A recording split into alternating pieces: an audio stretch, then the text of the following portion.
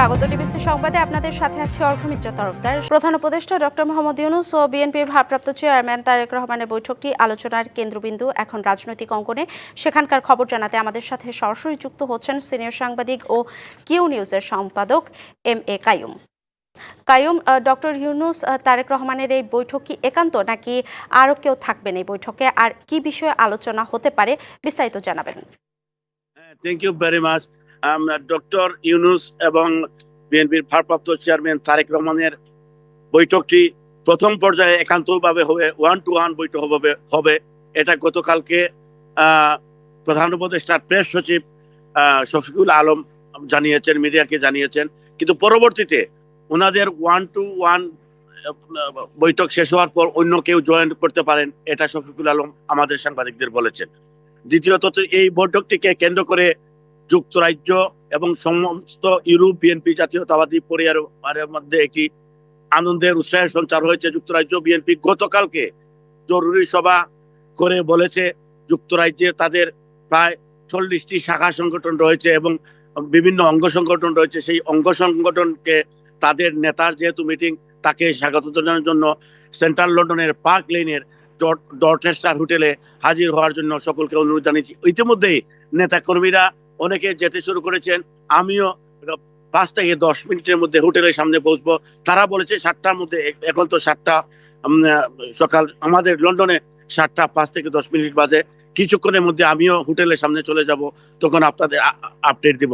ইতিমধ্যে আপনারা জানেন এই মিটিংকে কেন্দ্র করে বিএনপির স্থায়ী কমিটির সদস্য আমির খসরু মাহমুদ চৌধুরীও লন্ডনে এসেছেন। সম্ভবত মিটিং এর শেষ দিকে এই মিটিংয়ে তিনি উপস্থিত থাকতে পারেন। এই সফরটি, তারেক রহমানের এই সফরটিকে ঘিরে গতকালকে যুক্তরাজ্য বিএনপি সাধারণ সম্পাদক কৈশোর আহমদ এবং সাবেক পুলিশ কর্মকর্তা এবং তারেক রহমানের আস্থাভাজন এবং সাংবাদিক গিয়াসউদ্দিন রিমন সেন্ট্রাল লন্ডনের পার্ক লেন হোটেলটি পরিদর্শন করেছেন। সেটা আমাদের নিশ্চিত করেছেন প্রধান উপদেষ্টার প্রেস সচিব শফিকুল আলম। আপাতত এই পর্যন্ত। আমি হোটেলের সামনে যাওয়ার পরে আপনাদের আরো নতুন নতুন আপডেট নিয়ে আসবো। Thank you. কাইয়ুম, ধন্যবাদ আপনাকে। ঈদুল আজহার লম্বা ছুটি শেষে রাজধানীতে ফিরছেন কর্মজীবীরা। তবে রেল ও বাস স্টেশনে এখনও যাত্রীচাপ তেমন নেই। ভিড় না থাকা ও যথাসময়ে সব ট্রেন ছেড়ে যাওয়ায় স্বস্তি ছিল যাত্রীদের মধ্যে। শুক্রবার সকাল থেকে এমন চিত্র দেখা গেছে ঢাকার কমলাপুর রেল স্টেশনে। ভোগান্তি এড়াতে একদিন ছুটি হাতে রেখেই ঢাকায় ফিরছেন অনেকে। তেমন চাপ নেই বাস টার্মিনাল ও সদরঘাট লঞ্চ টার্মিনালেও। কর্মজীবীরা ফিরছেন স্বাচ্ছন্দ্যে।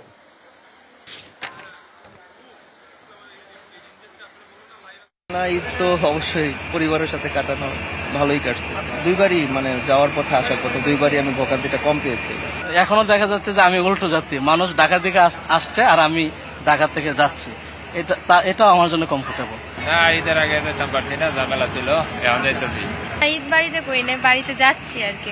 রাতের আধারে পুশিন চলছেই। গেল রাতেও দিনাজপুর পঞ্চগড় মৌলভীবাজার সীমান্ত দিয়ে ঠেলে পাঠানো হয়েছে 35 জনকে। এদের মধ্যে 15 জনকে পাঠানো হয়েছে দিনাজপুরের বিরামপুর সীমান্ত দিয়ে।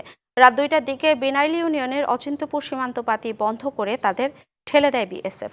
অন্যদিকে পঞ্চগড়ের আরামখানা গোলাবাড়ি সীমান্ত দিয়ে পুশিন করা হয়েছে 7 জনকে। তাদের মধ্যে 2 জন শিশু, 3 জন নারী। জিজ্ঞাসাবাদে জানা গেছে নড়াইল ও যশোর জেলার বাসিন্দা তারা। এছাড়া মৌলভীবাজারের বড়লেখা সীমান্ত দিয়ে আরও 13 জনকে ঠেলে পাঠিয়েছে বিএসএফ। অবৈধ অনুপ্রবেশের দায়ে 35 জনকেই আটক করেছে বিজিবি। তাদের পরিচয় যাচাই বাছাইয়ের কাজ চলছে।